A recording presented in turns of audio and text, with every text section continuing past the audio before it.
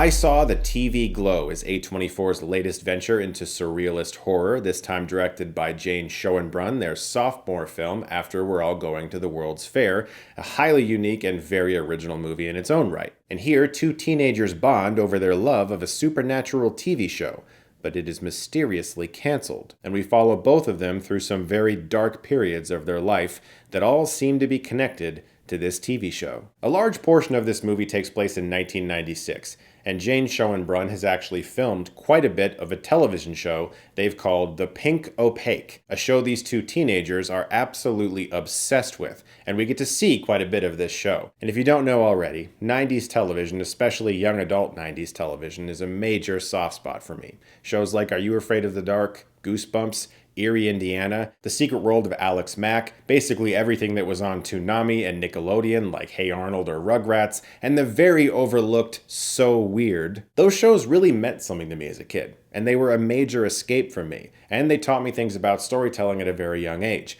This movie explores the nostalgia and the view that we sometimes have of an art or a piece of media that we become obsessed with, and how it can affect us and how it can distort our own reality, whether or not we begin to view the fictional thing that we love so much as another form of reality, or we're looking back on the past with rose-colored glasses and we watch it as an adult and we think, man, that was really cheesy. Why did I like that so much? But then you embrace the charm of that era and you realize that it was working just fine and it still works in its own way.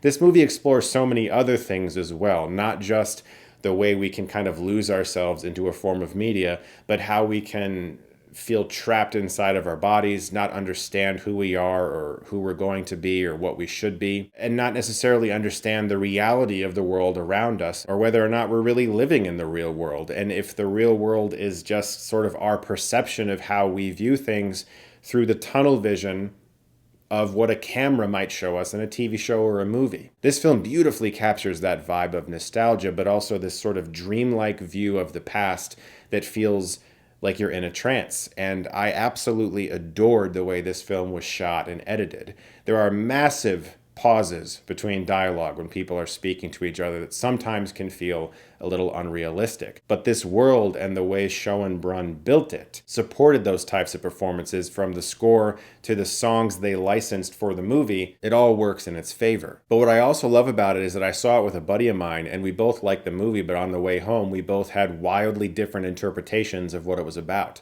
He had his thoughts and I had mine, and they both seemed valid. We couldn't even really debate it. It was like, yeah, that makes sense. I didn't feel that, but that makes sense. And very few movies are able to pull that off successfully. The idea that you've told a story that feels one way but could be viewed 1,000 different ways is really tough to do. And it's also tough to do it in a very satisfying way. It's tough to make a story like that feel like you had a meal and you went home and you feel good about it. And there will be people who don't connect with this movie because it is not mainstream. It goes against the grain in a lot of ways. If you want a film that's super clear with answers and everything makes perfect sense and you understand it from A to Z, this isn't that type of movie. This is like that painting you see in an art museum and everyone's staring at it and everyone feels differently about it, but they all felt something. And that's not going to be satisfying for everyone, but for my friend and I, it definitely was. And Owen, as a character, when asked if he likes boys or girls, has no idea what to say. He says, I think I like TV shows.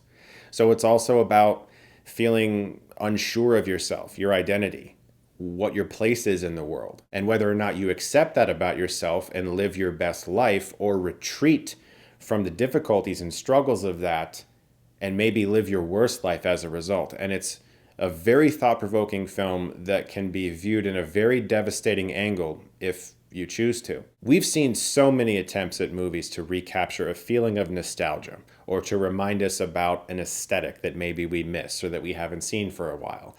This is one of the very few times I have ever seen a movie that feels like a memory.